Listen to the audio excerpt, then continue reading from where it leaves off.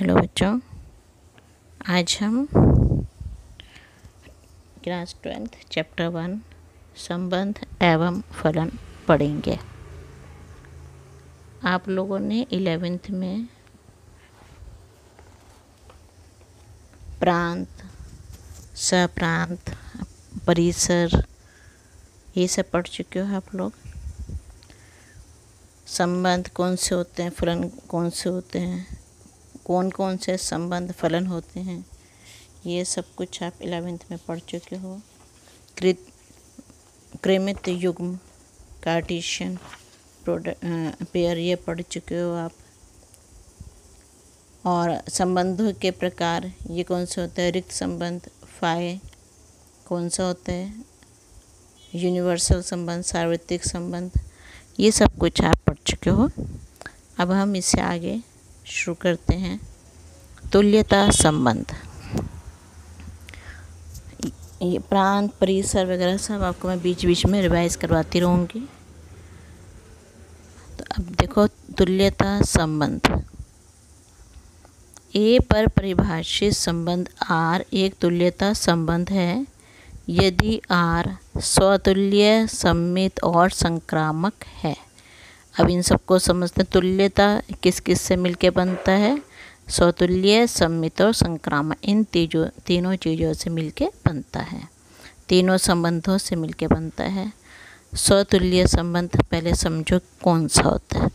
संबंध are स्वतुल्य, English में reflexive कहलाता है यदि प्रत्येक ए बिलोंग्स टू ए के लिए ए बिलोंग्स टू आर। अब ये सब इसके ऊपर क्वेश्चंस करेंगे। फिर स्वतुल्य संबंध, अभी हम बहुत सारे क्वेश्चंस करेंगे इस पे, उसके थ्रू और अच्छी तरह समझ में आएगा आपको। फिर है सम्मित। सम्मित कौन से होते हैं, सम्मित संबंध आर सम्मित, सम्मित को कहते हैं सिमेट्री, कहलाता है यदि समस्त A1 A2 बिलोंग्स टू ए के लिए A1 A2 belongs to are से A2 A1 belongs to are प्राप्त हो। अच्छा, तीसरा संबंध होता है संक्रामक। संबंध आर संक्रामक ट्रांजिटिव कहलाता है यदि समस्त A1 A2 A3 belongs to ए के लिए A1 A2 belongs to are और A2 A3 belongs to are से A1 A3 belongs to are प्राप्त हो। स्वतुल्य में दोनों सेम होते हैं, A सम्मित में दो तरह के लेते हैं, A1 A2 लेंगे तो उससे उल्टा बन जाएगा A2 A1। और संक्रामक में हम 3 लेते हैं, एक ग्रुप होता है, एक युग्म होता है A1 A2, दूसरा युग्म है A2 A3। इन दोनों को मिलाकर हमें मिल जाए A1 A3, ये आ जाए हमारा आंसर में, तो ये संक्रामक बन जाता है। अब इस स्विफ्ट मैन तो मैं इसकी डेफिनेशन समझाई है, अब इसके आगे ये क्वेश्चन समझते हैं। तो एक्सरसाइज 1.1 का क्वेश्चन नंबर 1 के बहुत सारे पार्ट्स हैं, हर पार्ट को हम करते हैं और हर पार्ट में आपको ये तीनों स्वतुल्य, सम्मित और संक्रामक आपको समझाया जाएगा। तो देखो, समुच्चय ए 1 2 3 से लेकर 13 14 में संबंध आर इस प्रकार परिभाषित है कि R equals to X Y और एक्स और वाई में संबंध है 3x minus Y is equal to 0। तो बताना है स्वतुल्य, सम्मित और संक्रामक है या नहीं है। तो देखो, अगर हम इसमें 3x माइनस वाई, एक्स भी इसमें से है, वाई भी इसमें से, एक्स की वैल्यू रखते जाओ, वाई की वैल्यू निकालते जाओ। एक्स की वैल्यू 1 रखी, वाई की वैल्यू 3, एक्स को 2 वैल्यू दी, वाई की वैल्यू आ गई 6। क्योंकि अगर हम इससे देखें तो हमारा y is equal to 3x होता है। एक्स को वैल्यू दे 1 तो y 3, एक्स को वैल्यू दोगे 2 y 6, एक्स को वैल्यू दोगे 3 y 9, एक्स को वैल्यू दोगे 4 y आ जाएगा 12, एक्स को वैल्यू दोगे 5 तो y 15 आएगा, जबकि 15 इसके अंदर नहीं है, तो उसको छोड़ देंगे, बस इतना ही लेके हम चलेंगे। स्वतुल्य, अब देखो इसमें स्वतुल्य में भी बताया था कि ए दोनों सेम होने चाहिए। अभी आपको बताया था ए आर को बिलोंग करना चाहिए। अब देखो ए, ये सारे जो हैं इन सबको ए, वो एक में ए बराबर 1 हो गया, ए बराबर 2 हो गया, ए बराबर 3 हो गया, तो सारे ए ही है। कोई भी ए में से कोई भी अवयव निकालोगे तो उसको स्मॉल ए बोलेंगे हम। अब देखो हमने कहा 1 1 ए 1 1 आर को बिलोंग नहीं कर रहा है, नहीं है यहाँ पे कोई भी नहीं है। अगर एक भी ना हो 1 1 एक भी ना हो, या 2 2 3 3 4 4 5 5 कोई भी बिलोंग नहीं कर रहा, तो इसका मतलब समतुल्य नहीं है। सममित के लिए देखते हैं 1 3 आर को बिलोंग कर रहा है क्योंकि एक्स की वैल्यू 1 रखी थी, वाई की वैल्यू 3 आ गई। 1 3 आर को बिलोंग कर रहा है, लेकिन उसका उल्टा 3 1 ये आर को बिलोंग नहीं करता, इसलिए आर सममित नहीं है। संक्रामक के लिए 1 3 आर को बिलोंग कर रहा है। अब इसका दूसरा वाला 3 3 से कौन सा शुरू हो रहा है, जो हमने आर लिया 9, 3 से शुरू के 9, 3 3 9, 1 3 भी है, 3 9 भी है, तो इसका मतलब इसका 1 और इसका 9 ये दोनों होने चाहिए, 1 9 होने चाहिए, लेकिन ये नहीं है, 1 9 नहीं है इसमें आर में, तो इसका मतलब संक्रामक नहीं है। इसमें समतुल्य भी नहीं है, सममित भी नहीं है और संक्रामक भी नहीं है। अगला है हमारा एक्स वाई, वाई और एक्स के बीच में संबंध x + 5 है और x की जो वैल्यू है वो 4 से छोटी है। x को वैल्यू हम कौन सी दे सकते हैं, 1 2 और 3। x को वैल्यू 1 देंगे तो y 6 बन जाएगा, x को वैल्यू 2 देंगे y 7 बन जाएगा, x को वैल्यू 3 देंगे तो y 8 बन जाएगा। इसका अब देखो इसमें 1 1 क्योंकि सेम होने चाहिए, 1 1 नहीं है, 2 2 भी नहीं है, 3 3 भी नहीं है, कोई भी नहीं है। अगर एक भी ना हो तो हम कहते हैं ये नहीं है, तो समतुल्य नहीं है। सममित के लिए 1 6 तो है, 1 6 तो है, बट x 6 1 नहीं है, तो सममित नहीं है। संक्रामक के लिए 1 6 है, अब दूसरा नंबर 6 से शुरू होना चाहिए और एक और होना चाहिए, लेकिन ये ही नंबर नहीं है, 6 से शुरू होने वाला है कोई नंबर ही नहीं है, तो ये संक्रामक नहीं है। अब इसके बाद अगला आता है a की वैल्यू 1 2 3 4 5 6 है, y भाज्य है x से, y मतलब y जो है वो भाज्य है x से। y को अगर x से भाग करें तो कुछ ना कुछ आंसर हमें मिलता है, इसका मतलब ये होता है। तो y ये 6 है, 6 को 1 से भाग करेंगे 6 आ जाएगा, y यहाँ 3 है, 3 को 3 से भाग करेंगे 1 आ जाएगा, y यहाँ 6 है, x 3 है, 6 को 3 से भाग करेंगे 2 आ जाए, कुछ ना कुछ हमें आंसर मिलेगा। अब देखो इनमें 1 1 भी है, 2 2 भी है, 3 3 भी है, 4 4 है, 5 5 6 6 सारे हैं, तो इसका मतलब समतुल्य है। अब देखो 1 6 है बट 6 1 नहीं है, तो आर सममित नहीं है। संक्रामक के लिए एक्स वाई आर को बिलोंग करना चाहिए क्योंकि y x से भाज्य है, y z r को बिलोंग कर रहा है, z y से भाज्य है, तो x z भी इसको z x से भाज्य हो जाएगा। देखो कैसे उदाहरण समझो, 1 3 हमने लिया, हमें इसमें r में ऊपर दिया हुआ है 1 3, 1 3 हमने लिया क्योंकि 3 1 से भाज्य है। अच्छा अब इसका जो दूसरा है वो ये हमें यहाँ लेना होता है, 3 को 3 से भाग के ये भी हो जाएगा। अब देखो 1 से 3 3 से 3, तो 1 और 3 है या नहीं है, इसका 1 और इसका 3 ये है या नहीं है, तो ये भी है, इसका मतलब आर संक्रामक है, तो समतुल्य है, सममित नहीं है, संक्रामक है। हम लिखेंगे समतुल्य तथा संक्रामक है लेकिन सममित नहीं है।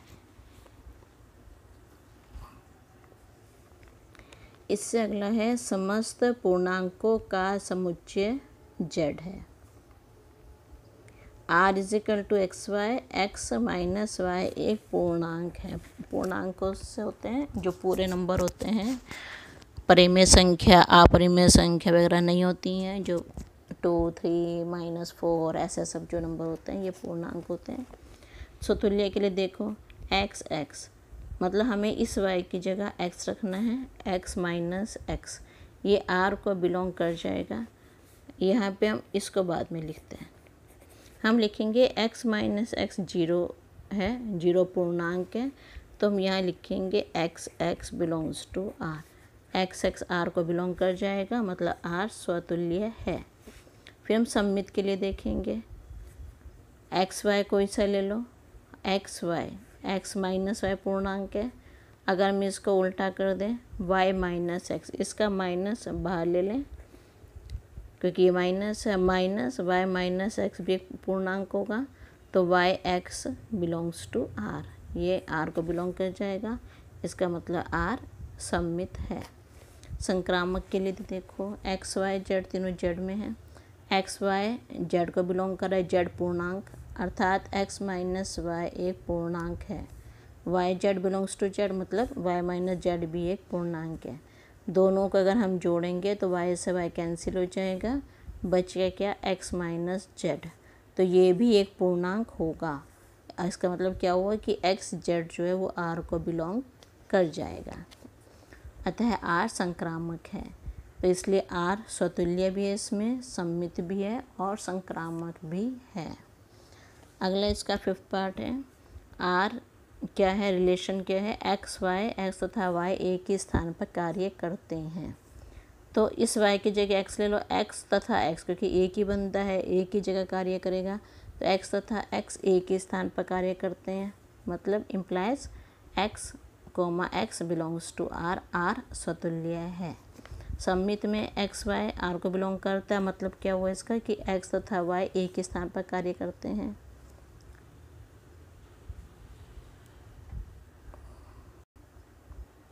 तो इसमें देखो सममित, यहाँ देखो X Y belongs to R, मतलब क्या हुआ एक्स तथा वाई एक स्थान पर काम करते हैं। अब वाई को पहले लिख दूँ एक्स को बाद में लिख दूँ तो भी कोई फ़र्क इसमें नहीं पड़ेगा कि वाई तथा एक्स एक ही स्थान पर कार्य करते हैं। तो वाई एक्स एक स्थान पर कार्य करते हैं, तो Y comma X belongs to R, तो ये सममित है, ये सममित है, आर सममित है, ये हम लिख देंगे इसमें। संक्रामक के लिए आगे X Y belongs to R, मतलब एक्स तथा वाई एक ही स्थान पर कार्य करते हैं। Y Z belongs to R, मतलब वाई और जेड एक स्थान पर कार्य करते हैं। तो जब एक्स और वाई एक ही जगह पे, वाई और जेड एक जगह पे, तो इसका मतलब एक्स और जेड भी एक जगह पर कार्य करेंगे। X Z belongs to R, मतलब आर संक्रामक है। अब इसके बाद नेक्स्ट है कि एक्स वाई एक ही मोहल्ले में रहते हैं, तो वही चीज़ आगे सतुल्य। अब आप इन परिभाषाओं को अच्छी तरह से समझ चुके होंगे। एक्स तथा एक्स एक ही मोहल्ले में रहते हैं, पहले ये लिखेंगे, फिर आ जाएगा हमारा कि एक्स एक्स आर को बिलोंग करेगा, मतलब एक्स सतुल्य है। सममित के लिए देखो, सममित के लिए हम एक्स वाई को लेकर चलते हैं कि ये आर को बिलोंग कर रहा है। एक्स तथा वाई एक ही मोहल्ले में रहते हैं, या वाई तथा एक्स एक ही मोहल्ले में रहते हैं, या फिर implies Y X belongs to R, लेके चले थे X Y belongs to R, show कर दिया Y X belongs to R, इसका मतलब क्या हुआ कि आर सममित है। संक्रामक X Y belongs to R, इसका मतलब वो एक्स तथा वाई एक ही मोहल्ले में रहते हैं। ये भी लेके चलते हैं Y Z belongs to R, इसमें 3 लेके चलने होते हैं, जैसे आपको परिभाषा में बताया था A1 A2 A3, तो ये 2 A1 A2 की तरह हो गए, ये A2 और A3 की तरह हो गए। एक्स वाई बिलोंग करता है आर को, मतलब एक्स तथा वाई एक ही मोहल्ले में रहते हैं। वाई जेड बिलोंग करता है आर को, मतलब वाई तथा जेड एक ही मोहल्ले में रहते हैं, तो इसका मतलब एक्स और जेड भी एक ही मोहल्ले में रहेंगे, तो X Z belongs to R, R संक्रामक है, इसलिए आर स्वतुल्य है, सममित है तथा संक्रामक है। अगला है इसमें R X Y, X Y से ठीक ठीक 7 सेंटीमीटर लंबा है, मतलब x is equal to Y plus 7, Y से 7 सेंटीमीटर लंबा है x। तो स्वतुल्य में देखो कोई भी अपने आप से 7 सेंटीमीटर, 2 मिनटों में मुझे एक्स एक्स लेके चलना है, जहाँ y होता है उसकी जगह भी हमें x लिखना होता है। तो अब इसमें मुझे ये लिखना पड़ेगा कि x x से ठीक ठीक 7 सेंटीमीटर लंबा है, वो कभी हो नहीं सकता कि कोई भी अपने आप से 7 सेंटीमीटर लंबा नहीं हो सकता, अतः r स्वतुल्य नहीं है। सममित में एक्स वाई आर को बिलोंग कर रहा है, एक्स वाई से 7 सेंटीमीटर लंबा है। जब वाई लंबा हो गया तो एक्स को तो छोटा होना पड़ेगा, और ये तो हो नहीं सकता है कि वाई एक्स से 7 सेंटीमीटर लंबा नहीं हो सकता। एक्स लंबा है, वाई छोटा है, तो वाई लंबा नहीं हो सकता, तो इसका Y X not belongs to R, अतः आर सममित नहीं है। संक्रामक X Y belongs to R, X is equal to Y plus 7, Y Z belongs to R, ये दोनों तुम लेकर चलते हैं। इसमें रिलेशन के हिसाब से Y is equal to Z plus 7। अब इस एक्स, ये हमने इक्वेशन फिर से लिख ली, समीकरण 1, ये एक फिर से लिख ली। अब इस y की जगह हमने समीकरण 2 से हमने y का मान यहाँ रख दिया। y की जगह z plus 7 plus 7 X is equal to Z plus 14। अब x जो है वो z से 14 सेंटीमीटर बड़ा हो गया, और वो हो नहीं सकता क्योंकि हमें 7 सेंटीमीटर लंबा का दिया हुआ है रूल। तो X Z not belongs to R, इसलिए आर संक्रामक नहीं है।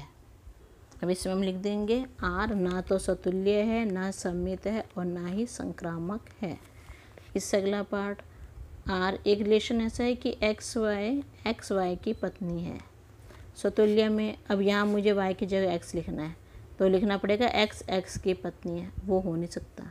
कोई भी व्यक्ति अपनी पत्नी नहीं हो सकता, इसका मतलब X does not belongs to R, R सतुल्य नहीं है। सममित के लिए X Y belongs to R, मतलब एक्स जो है वाई की पत्नी है, ठीक है।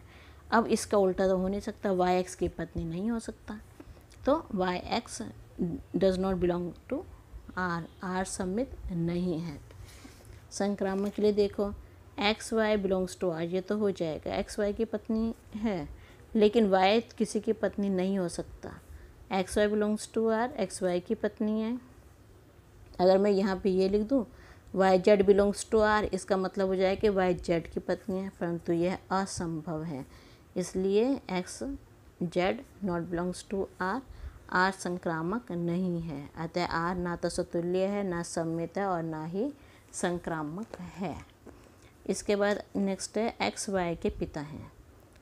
अब वाई की जगह मुझे एक्स रखना है, एक्स आर को बिलोंग नहीं कर पाएगा, क्यों? क्योंकि कोई भी स्वयं अपना पिता नहीं हो सकता, इसलिए आर सतुल्य नहीं है। सममित के लिए X Y belong to R, X Y के पिता हैं, लेकिन वाई एक्स के पिता नहीं हो सकते, वाई तो एक्स के बच्चे हैं, तो इस्लाम का मतलब Y X does not belongs to R, R सममित नहीं है। संक्रामक के लिए एक्स वाई के पिता हैं, Y Z X Y belongs to R, तो एक्स वाई के पिता हैं। वाई जेड भी आर को बिलोंग कर रहा है, तो वाई जेड के पिता हैं। अब इन दोनों को देखिए, एक्स वाई के पिता और वाई जेड के पिता, मतलब एक्स जो है वो जेड का दादा हो जाएगा, पिता तो नहीं होंगे, तो एक्स जेड आर को बिलोंग नहीं करेंगे, आर संक्रामक नहीं है। अतः आर ना तो सतुल्य, ना सममित तथा ना ही संक्रामक है। अब इसके बाद आता है क्वेश्चन नंबर 2। इसमें हमें दे रखा है वास्तविक संख्याओं का समुच्चय, और रूल दे रखा है R is equal to A B और A is less than equal to B square. ये हमें रूल दिया हुआ है, ये इम्पोर्टेंट क्वेश्चन है, बोर्ड में आया हुआ है ये। सतुल्य के लिए देखो, अब इसमें मुझे एग्जाम्पल लेके बताना पड़ेगा, तभी आप समझ पाओगे, और एग्ज़ाम्स में भी इसको आप एग्जाम्पल से ही करोगे। अगर कोई चीज़ गलत है तो उसमें हमें एक चीज़ गलत बता दें तो हम उसको गलत सिद्ध कर सकते हैं। तो a इजिकल टू हम ले लेते हैं 1/2। अब a लेना होता है हमें, b की जगह a लेना होता है, 1/2 is less than equal to 1/2 का स्क्वायर, ये हमें लेना पड़ेगा रूल के हिसाब से। तो 1/2 is less than equal to 1/4, ये सत्य नहीं होता, आधा जो है वो चौथाई से कभी छोटा नहीं होता, अतः आर सतुल्य नहीं है। सममित के लिए फिर हम नंबर लेंगे, ए को 2 मानेंगे, बी को 5 मानेंगे, तो 2 हम ये मान लें कि A B belongs to R, ये हमने मान लिया। तो 2 5 के स्क्वायर से छोटा है, 2 छोटा है 25 से, ये सत्य है, तो A B belongs to R है, ठीक है। लेकिन अगर हम कहें कि 5, ये शुरू में ले लिया मैंने, इसको बार बार नहीं लिखना। अब देखो इसका उल्टा कि b जो है वो a स्क्वायर से छोटा है या नहीं है, b 5 है, a 2 है, तो 5 is less than equal to 2 का square, 5 is less than equal to 4, ये नहीं हो सकता, असंभव है ये। तो b a does not belongs to r, r सममित नहीं है। संक्रामक के लिए फिर हम एग्जाम्पल लेके चलेंगे, A two B minus two और C minus one. A B belongs to R, ये हम लेके चलते हैं, ये और ये दोनों चीज़ लेके चलते हैं। मतलब टू जो है वो माइनस टू के स्क्वायर से छोटा है, टू छोटा है 4 से, तो ये सत्य। तो एग्जाम्पल तो लेके, अच्छा हमें नंबर इस तरह से माना है कि 2 4 से छोटा हो जाए। -2, क्योंकि बी को -2 लिया है, ये -1 के स्क्वायर से छोटा है। कैसे? -2 छोटा है, -1 का स्क्वायर 1 हो जाएगा। अब देखो ए क्या 2 -1 के स्क्वायर से छोटा है? 2 is less than equal to -1 का स्क्वायर, या 2 is less than equal to 1, ये असत्य हो जाएगा। अतः A C does not belongs to R. R ना तो सतुल्य है, ना समित और ना संक्रामक है। इसमें आपको ये ए और बी और सी जो भी इसमें लिए हुए हैं नंबर, हमने आपको इसको लर्न करना पड़ेगा। और ये इम्पोर्टेंट क्वेश्चन है, बोर्ड में आया भी हुआ है ये। इसके बाद तीसरा क्वेश्चन है a इज इक्वल टू 1 2 3 4 5 6, और रिलेशन क्या है? ए बी ऐसे हैं कि b equals to a plus 1। A को इसमें से वैल्यू देते जाएंगे, ए में बिलोंग कर रहा है, ए को वैल्यू देते जाएंगे 1 2 3 4 5 6। 1 देंगे तो बी 2 हो जाएगा, 2 देंगे तो बी 3 हो जाएगा, 3 देंगे तो 3 में जोड़ के बी 4 हो जाएगा, 4 देंगे तो 5 हो जाएगा, 5 यहाँ पे रखेंगे तो 6 हो जाएगा, 6 देंगे तो 7 हो जाएगा। अब देखो कहीं भी 1 1 नहीं है, 2 2 नहीं है, 3 3 नहीं है। For each A belongs to A, इनके जितने भी अवयव हैं, ए के अंदर जितने भी अवयव हैं सब स्मॉल ए होते हैं। तो for each A belongs to A, A does not belongs to R, तो आर सतुल्य नहीं है। सम्मित के लिए देखो 1 2 तो बिलोंग कर रहा है, बट इसका उल्टा बिलोंग नहीं कर रहा, 2 1 बिलोंग नहीं कर रहा है, तो आर सम्मित नहीं है। संक्रामक के लिए देखो 1 2 बिलोंग कर रहा है, 2 3 बिलोंग कर रहा है, तो देखो 1 3 है या नहीं है? 1 3 नहीं है, इसका मतलब आर संक्रामक नहीं है। अतः आर ना तो सतुल्य है, न सम्मित है और ना ही संक्रामक है।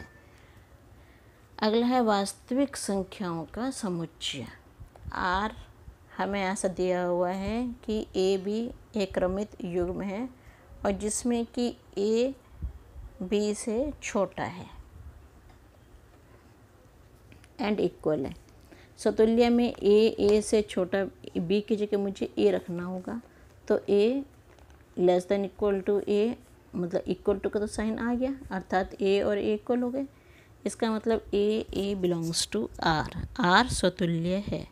सम्मित के लिए देखो A B belongs to R, A को लिया 1, बी को लिया 2, इसको एग्जाम्पल से, क्योंकि ये गलत है इसलिए एग्जाम्पल दे के हम इसको गलत दिखा देंगे कि असंभव है। तो ए को 1 लो, बी को 2 लो, तो 1 2 से छोटा इक्वल है, लेस देन इक्वल टू 2, तो मतलब इक्वल तो नहीं हुआ तो छोटा तो हुआ, तो छोटे वाला रूल लगा दें कि 1 छोटा है, बट 2 छोटा नहीं हो सकता। यहाँ इसको लिख देंगे 1 जो है वो छोटा हो गया 2 से, लेकिन 2 ये अगर करें हम तो ये नहीं हो सकता, मतलब 2 लेस देन इक्वल टू 1 असंभव है। अतः 2 1 से छोटा नहीं हो सकता, कट मार दो इस पर। तो 2 1 does not belongs to R, R सम्मित नहीं है। संक्रामक के लिए चेक करते हैं, ए बी आर को बिलोंग करता है, मतलब ए बी से छोटा है या बी के इक्वल है, बी सी आर को बिलोंग कर रहा है, बी सी से छोटा है या इक्वल है। अब ए बी से छोटा है, बी सी से छोटा है, इसका मतलब ए तो सी से छोटा होगा ही होगा, तो ए लेस देन इक्वल टू सी, मतलब ए सी आर को बिलोंग करेगा। आर संक्रामक है, अतः आर सतुल्य और संक्रामक है, सम्मित नहीं है। अगला फिर इम्पोर्टेंट क्वेश्चन है आपका क्वेश्चन नंबर 5, वास्तविक संख्याओं का समुच्चय। यह है वास्तविक संख्याओं का समुच्चय आर।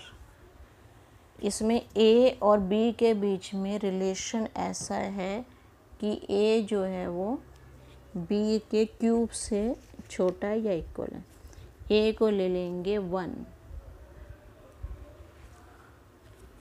1/2, ए को लिया 1/2, 1/2 ये जो नंबर लिए हमने उन्हीं जगह लिए हैं जहाँ पर ये असंभव दिखा रहा है, एक एक नंबर लिया है।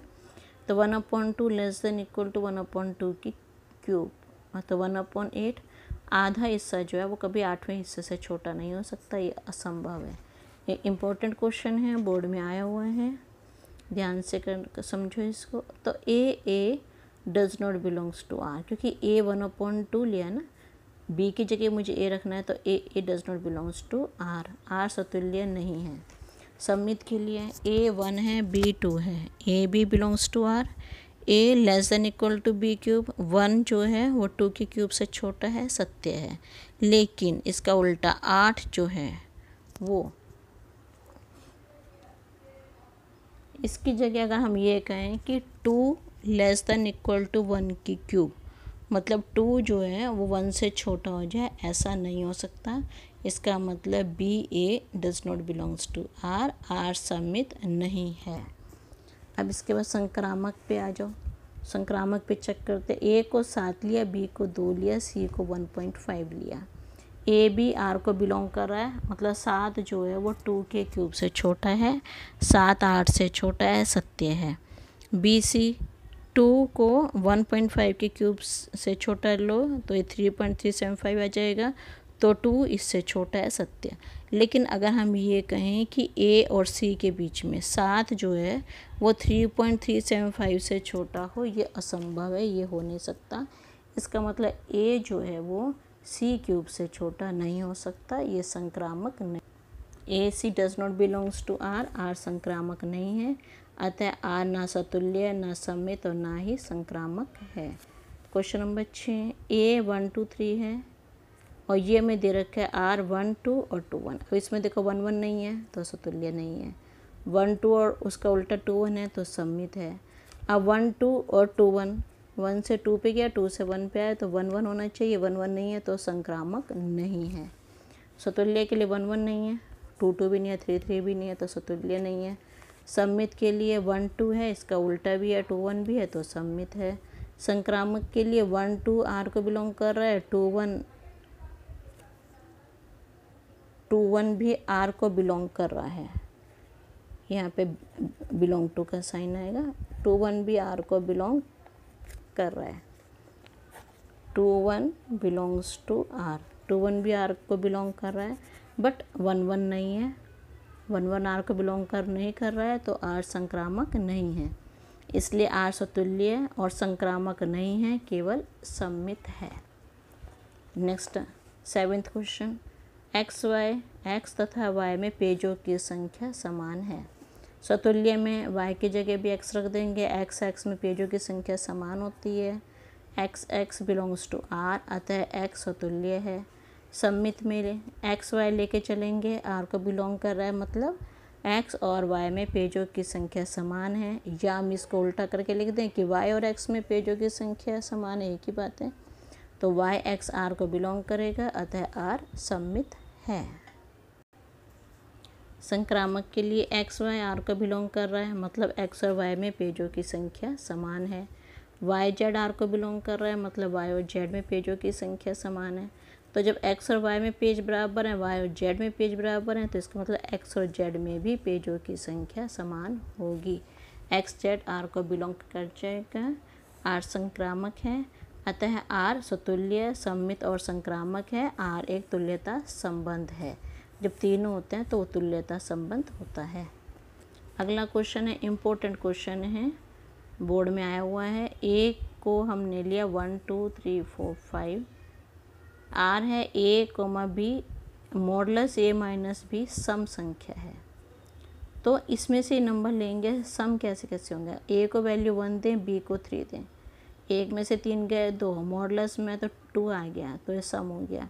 एक 5 एक में से 5 घटाएंगे 4 आ जाएगा, मॉडलस में सम संख्या हो गई। 3 में से 5 गए 2 आ गए, ये भी सम है, 2 में से 4 गए, लेने हमने इसमें से ये नंबर सारे के सारे। अब सतुल्य के लिए देखो, ए बिलोंग्स टू ए, क्योंकि सारे ही ए हैं, इसमें ए माइनस ए 0 हो जाएगा, तो तो ये सतुल्य है।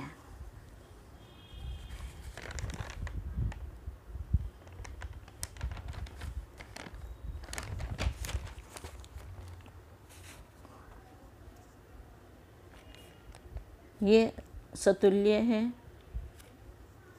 इसके बाद सम्मित, A B, A minus B सम है, माइनस को कॉमन ले लो, B minus A, B minus A भी सम हो जाएगा। तो ए बी सम मतलब सम संख्या 2 4 वगैरह। तो ए बी आर में है, बी ए भी आर में हो गए, तो आर सममित है। संक्रामक के लिए ए बी आर को बिलोंग कर रहा है तो ए माइनस बी सम है, बी सी आर को बिलोंग कर रहा है तो बी माइनस सी सम है। इन दोनों को जोड़ो, ए माइनस बी ये मॉडुलस में है, मॉडुलस हटा के ब्रैकेट लगा दिया, बी से बी कट गया, ए माइनस सी बच गया। फिर से उल्टे इसको ए माइनस सी मॉडुलस में कर दिया। तो जब ये सम संख्या होगी तो इनको जोड़ के भी सम संख्या आएगी, तो आखिर में ए माइनस सी भी सम होगा। तो ए सी आर को बिलोंग कर जाएगा, अतः आर संक्रामक है। सेकंड पार्ट इसका, समुच्चय 135 के सभी अवयव विषम है। ये इम्पोर्टेंट क्वेश्चन है, ये क्वेश्चन नंबर 8 इम्पोर्टेंट क्वेश्चन है, बोर्ड में आया हुआ है ये। इसके अच्छे से प्रैक्टिस, यहाँ पे A for each A belongs to A minus A is equal to 0, ये सम संख्या है तो ए आर को बिलोंग कर जाएगा, आर सतुल्य है। तो ये इम्पोर्टेंट क्वेश्चन है, इसको अच्छी तरह समझ लो। इसके बाद आगे है इसका एक पार्ट और है कि समुच्चय 135 के सभी अवयव विषम हैं। ये भी विषम है, ये भी विषम है, ये भी विषम है। तो अब इनको माइनस करेंगे तो सम आएगा, क्योंकि हमें जो रिलेशन दिया हुआ है आर उसमें सम है। इन दोनों को करेंगे 2 आएगा सम है, इन 2 करोगे सम है, इन 2 को माइनस करोगे तो ये भी सम संख्या आएगी। अतः समुच्चय 1 3 5 के सभी अवयव एक दूसरे से संबंधित हैं, क्योंकि हम जब वो रिलेशन लगा रहे हैं ए माइनस बी सम है वाला, तो वो सही बैठ रहे हैं, तो एक दूसरे से संबंधित हैं। फिर है समुच्चय 2 4, इसके अभी सभी अवयव सम है, ये 2 भी सम है, 4 भी सम है। इन दोनों में रूल लगाओगे, आर लगाओगे ए माइनस बी वाला, तो 2 माइनस 4 सम है। अतः समुच्चय 2 4 के सभी अवयव एक दूसरे से संबंधित हैं। 135 के सभी अवयव विषम हैं, 2 4 के सभी अवयव सम हैं। अब इन दोनों में आपस में देखो तो 1 ये सब विषम आ रहा है, ये भी विषम आ रहे हैं, तो इन दोनों के आपस में इनके अंदर अंदर तो सभी सम आ रहे हैं, इनमें से इसको करोगे, लेकिन एक दूसरे से करोगे इन दोनों को तो ये विषम आएंगे, जबकि हमारे आर जो है उसमें सम दिया हुआ ए माइनस बी सम है। अतः ए 135 का कोई अवयव 2 4 के किसी भी अवयव से संबंधित नहीं है। इसके बाद अगला क्वेश्चन 9th क्वेश्चन है, मोस्ट इम्पोर्टेंट क्वेश्चन है, बोर्ड में आया हुआ है ये समुच्चय, और 2-3 बार आया हुआ, रिपीट हुआ है काफ़ी बार, तो मोस्ट इम्पोर्टेंट क्वेश्चन है, इसको अच्छी तरह से कीजिएगा। समुच्चय A equals to X belongs to Z और एक्स की वैल्यू 0 से 12 के बीच में है। ए और बी ऐसे लेने हैं कि इन दोनों को ए में से बी को माइनस करोगे, मॉडुलस लोगे तो 4 का एक गुणज है। तो पहले तो नंबर नोट कर लिए 0 1 2 3 4 5 6 7 8। इसको हम आर जो हमने ये वाला दोबारा उतार लेंगे, R A B A minus B का गुणज है। अब देखो इस मेथड से काफ़ी लंबा जाएगा, क्योंकि हमें पूरे वो बनाने पड़ेंगे, इसलिए इसमें इसको छोड़ दो, आप मत बनाओ, ये दे रखा हमें।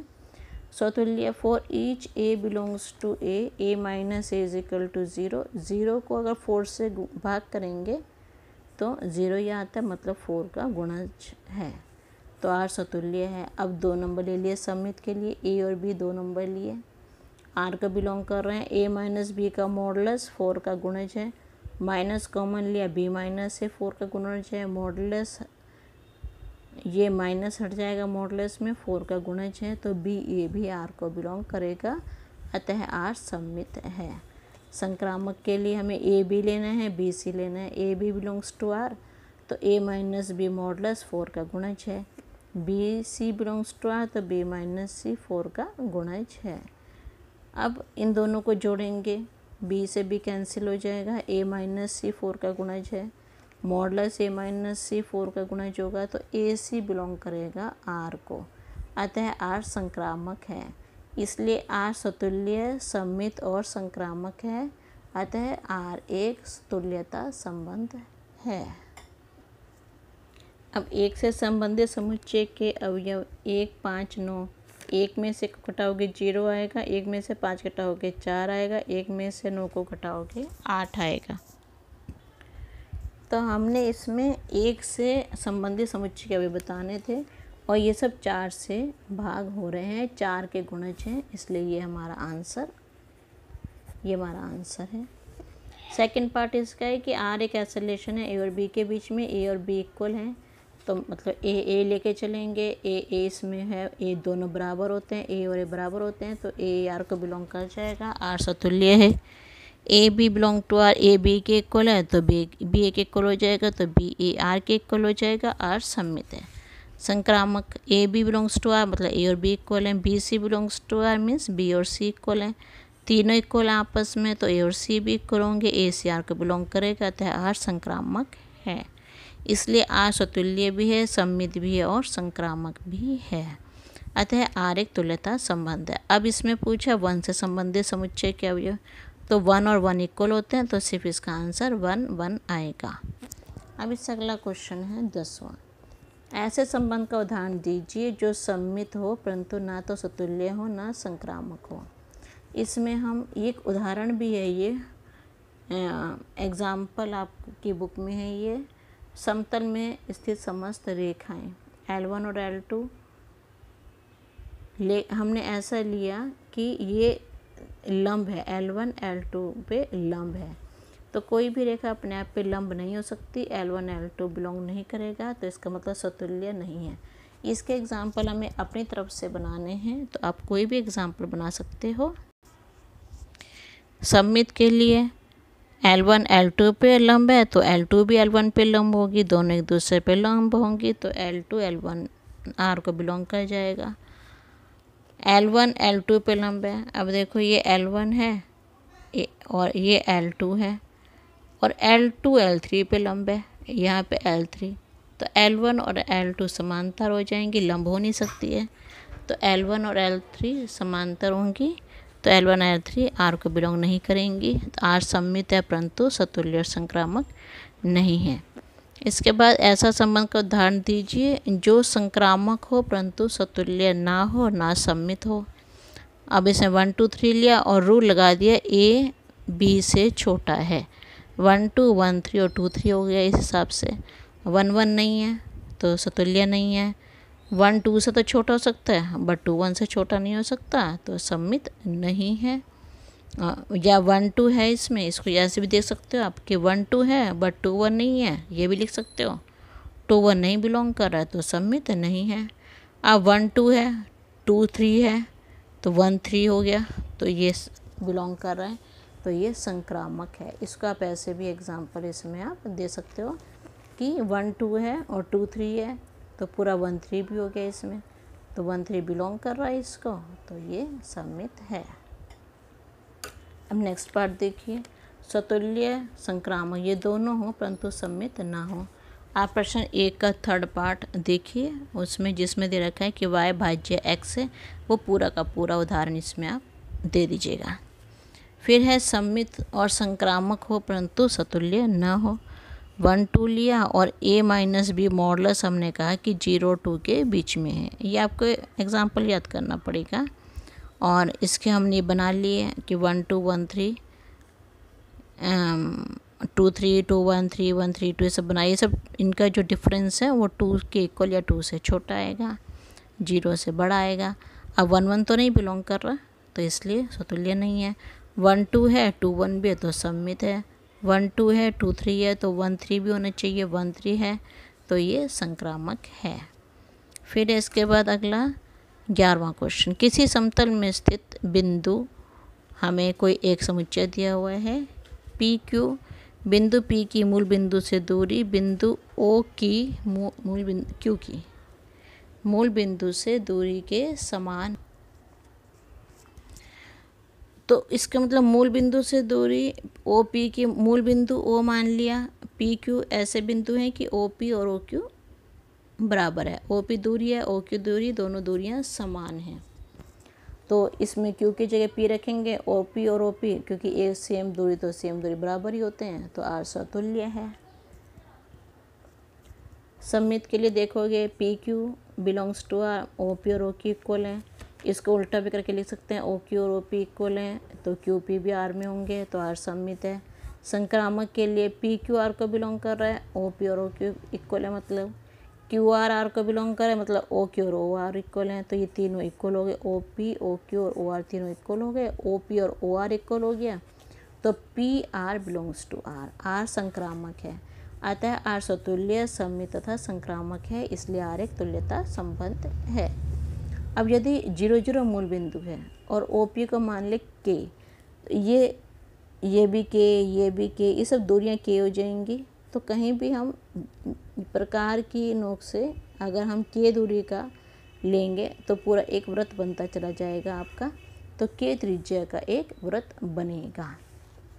अगला है 12th, ए में समस्त त्रिभुज दिए हुए हैं, आर है T1 T2, T1 T2 के समरूप है, हम इसको T1 समरूप T2 भी लिख सकते हैं। स्वतुल्य में T1 T1 के समरूप होता है, क्योंकि कोई भी त्रिभुज अपने आप के समरूप होता है। T1 T2 belongs to R, R स्वतुल्य है। सममित के लिए T1 T2 आर में बिलोंग कर रहा है, मतलब T1 और T2 समरूप है। हम इसका उल्टा भी करके लिख सकते हैं कि T2 T1 के समरूप है, तो T2 T1 आर को बिलोंग कर रहा है, अतः आर सममित है। अब संक्रामक के लिए हमें T1 T2 लेना है, आर को बिलोंग कर रहा है, और T2 T3 आर को बिलोंग कर रहा है।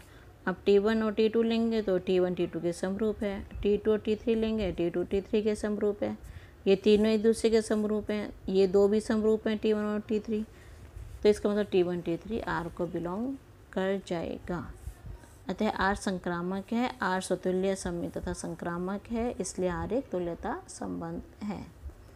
नेक्स्ट है, अच्छा इसी में अगला पार्ट है, सेकंड पार्ट, कि 3 भुजाएं दी हुई हैं 3 4 5, तो समकोण त्रिभुज है।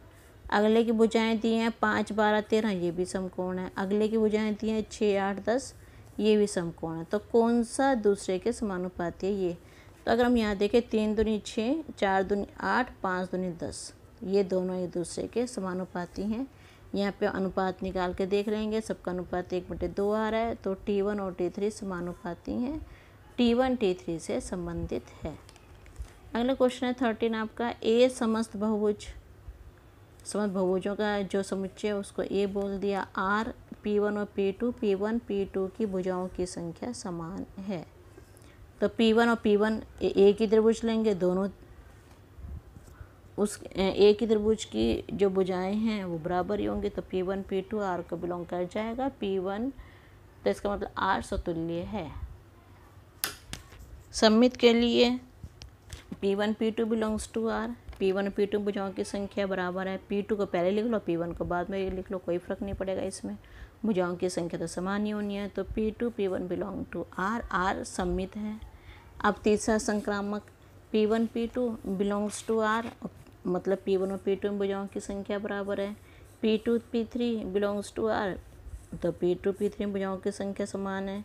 जब इन दोनों में समान है, P2 की P3 में समान है, तो P1 की P3 में समान होगी, तो P1 और P3 में भुजाओं की संख्या समान है। P1 P3 belongs to R, R संक्रामक है, इसलिए आर स्वतुल्य सममित तथा संक्रामक है, अतः आर एक तुल्यता संबंध है। अब इसके बाद सेकंड पार्ट इसका, समकोण त्रिभुज जिसकी भुजाएं 3 4 5 हैं, इसकी 3 भुजाएं 3 4 5 में 3 भुजाएं हैं, अतः ये सभी 3 भुजाओं वाले बहुभुजों से संबंधित हैं, तो अतः ए क्या होगा, समतल में सभी त्रिभुजों का समुच्चय होगा। 14 क्वेश्चन है, एल हमने एक XY समतल में से समस्त रेखाओं का समुच्चय वर्ड हटा देंगे, तो इसको ब्रैकेट में रख देंगे, इसका मतलब समुच्चय होते हैं। क्या रूल लगा इसमें, L1 L2 में L1 समांतर है L2 के, कोई भी रेखा अपने समांतर होती है, L1 L1 के समांतर होगी तो R स्वतुल्य है। सममित के लिए L1 समांतर L2 के, तो L2 भी समांतर होगी, क्योंकि दोनों लाइनें समांतर लाइनें जो है L1 ये और L2 ये, तो दोनों लाइनें समांतर होंगी एक दूसरे के, तो L2 और L1 बिलोंग कर जाएगा R को, तो R सममित है। संक्रामक के लिए देखेंगे इसको, L1 और L2 R को बिलोंग कर रहा है, मतलब L1 L2 के समांतर है।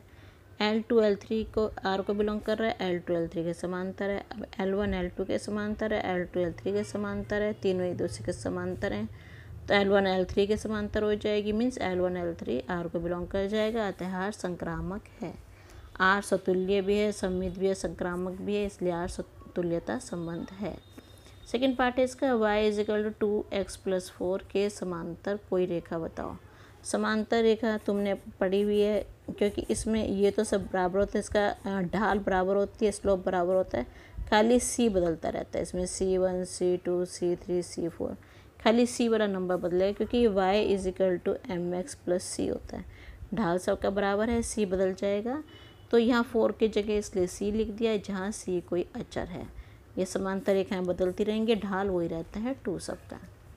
क्वेश्चन नंबर 15, 1 2 3 4 दिया हुआ है, R दिया हुआ है, हमें सतुल्य देखना है। 1 1 भी है, 2 2 भी है, 3 3 भी है, तो सतुल्य हो गया। सममित के लिए 1 3 तो है, बट 3 1 नहीं है, तो सममित नहीं है। संक्रामक के लिए 1 3 है, 3 2 है, तो 1 2 होना चाहिए, 1 2 इसमें है, तो R संक्रामक है। R सतुल्य है, संक्रामक है, सममित नहीं है, सममित नहीं है, इसलिए बी वाला आंसर हो गया इसका। इसके बाद नेक्स्ट है 16 क्वेश्चन कि ए जो है वो B-2 B 6 से बड़ा होना चाहिए। तो इसमें देखते हैं, B को 6 से बड़ा होना चाहिए, ये B 6 से बड़ा होना चाहिए, नहीं है, तो ये नहीं हो सकता। ये हमें 4 ऑप्शन दिए, A 2 4 दिए। B को 6 से बड़ा 7 होना चाहिए, नहीं है। 8, चलो यहाँ तो सही है, 8 में से 3 करो 5 आता है हमारा, 8 में से 2 को माइनस करना है तो 6 आना चाहिए, जबकि यहाँ पे आ रहा है 3, तो इसका मतलब ये भी गलत हो गया। अब यहाँ भी B 8 है, ठीक है, 8 में से 2 माइनस करा 6 आना चाहिए, 6 आ गया, ये सही है, सत्य है। इसको भी चेक करते हैं, 7 B 7, तो 7 में से 2 को माइनस करेंगे 5 आना चाहिए, बट ये 8 है यहाँ पे, तो यह सत्य है, अतः इसका आंसर C वाला हो गया। और ये आपकी एक्सरसाइज फुल फिनिश हो गई। इस एक्सरसाइज को पूरा आप अच्छी तरह से समझ के कीजिएगा। 4-5 क्वेश्चन ऐसा बहुत इम्पोर्टेंट हैं जो हर साल बोर्ड एग्ज़ाम में आते हैं, वो मैंने इम्पोर्टेंट लिख भी दिए हैं, आप अच्छे से प्रैक्टिस कीजिएगा इसकी। ओके।